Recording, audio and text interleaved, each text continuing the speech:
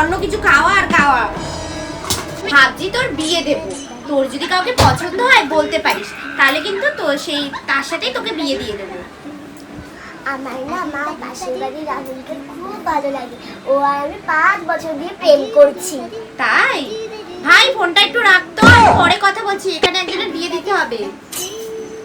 কোথায় যাচ্ছিস? পালাচ্ছিস কেন? তোর রাহুলের সাথে বিয়েটা দিতে হবে না? চ রাহুলদের বাড়ি চ, দিয়ে আমি রাহুলের বাড়ি যেয়ে তোর ব্যবস্থা করছি।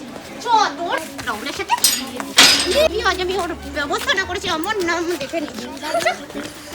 আজ রাহুলের বাড়িতে আজকে ওর তোর আছে। কি হচ্ছে কাকিমা?